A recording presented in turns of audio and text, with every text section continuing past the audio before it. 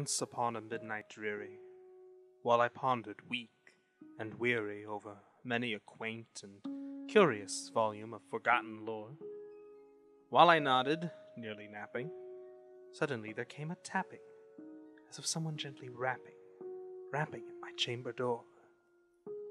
"'Tis some visitor," I muttered, tapping at my chamber door. "Only this and nothing more."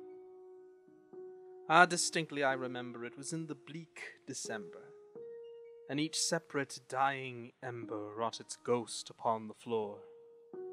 Eagerly I wished the morrow, vainly I had sought to borrow from my books surcease of sorrow. Sorrow for the lost Lenore, for the rare and radiant maiden whom the angels name Lenore. Nameless here forevermore. And the silken, sad, uncertain rustling of each purple curtain thrilled me, filled me with fantastic terrors never felt before, so that now to still the beating of my heart, I stood repeating, "'Tis some visitor entreating entrance at my chamber door, some late visitor entreating entrance at my chamber door. This it is, and nothing more." Presently my soul grew stronger.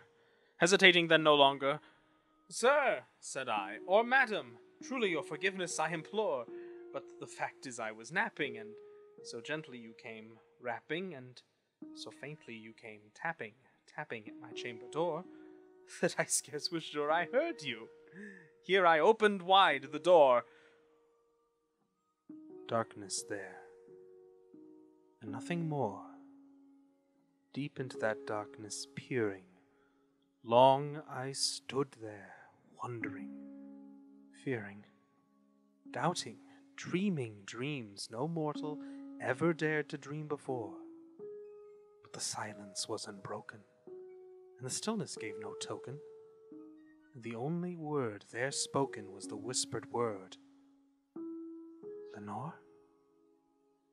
This I whispered, and an echo murmured back the word, "Lenore." Merely this and nothing more. Back into the chamber turning, all my soul within me burning, soon again I heard a tapping somewhat louder than before. "Surely," said I, "surely that is something at my window lattice. Let me see then what thereat is, and this mystery explore. My heart, be still a moment, and this mystery explore. 'Tis the wind and nothing more." Open here I flung the shutter, when with many a flirt and flutter, in there stepped a stately raven, the saintly days of yore. Not the least obeisance made he, not a minute stopped or stayed he, but with mien of lord or lady, perched above my chamber door. Perched upon a bust of Pallas, just above my chamber door, perched, and sat, and nothing more. Then this ebony bird, beguiling my sad fancy into smiling, by the grave and stern decorum of the countenance it wore, "Though thy crest be shorn and shaven, thou," I said, "art sure no craven. Ghastly, grim, and ancient raven, wandering from the nightly shore, tell me what thy lordly name is on the night's Plutonian shore."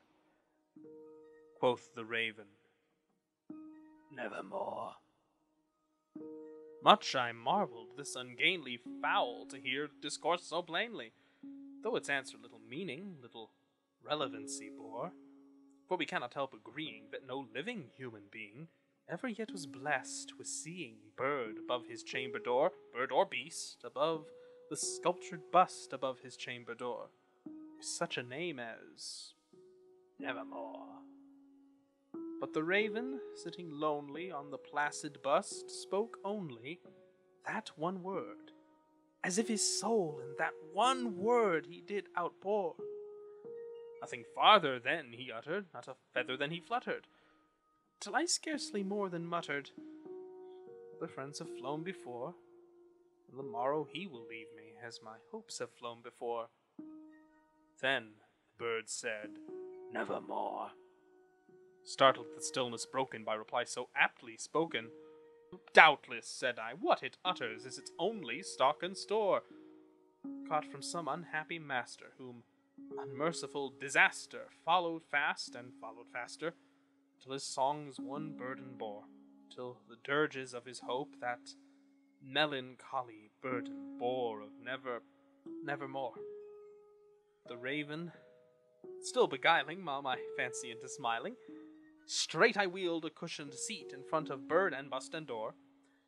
Then upon the velvet sinking, I betook myself to linking fancy unto fancy, thinking what this ominous bird of yore, what this grim, ungainly, ghastly, gaunt, and ominous bird of yore meant in croaking evermore.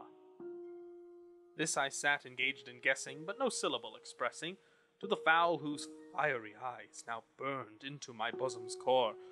This and more I sat divining, with my head at ease, reclining on the cushion's velvet lining that the lamplight gloated o'er, but whose velvet violet lining with the lamplight gloating o'er, she shall press,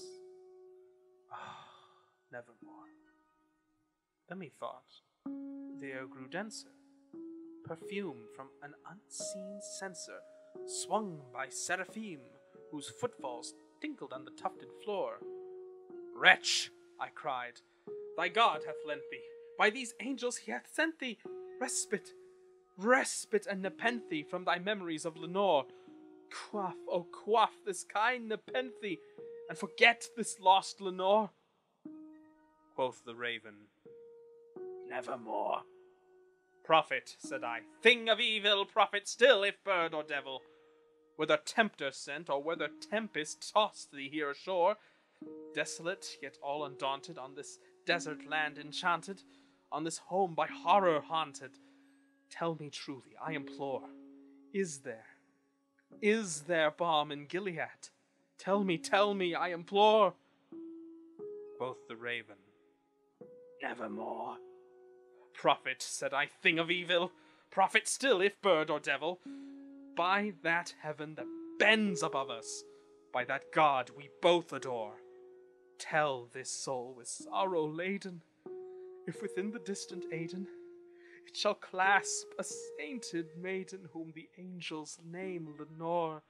Clasp a rare and radiant maiden whom the angels name Lenore. Quoth the raven, nevermore.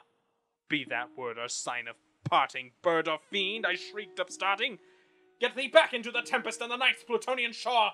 Leave no black plume as a token of that lie thou soul have spoken. Leave my loneliness unbroken. Quit the bust above my door. Take thy beak from out my heart, and take thy form from off my door. Quoth the raven, nevermore. The raven never flitting, still is sitting,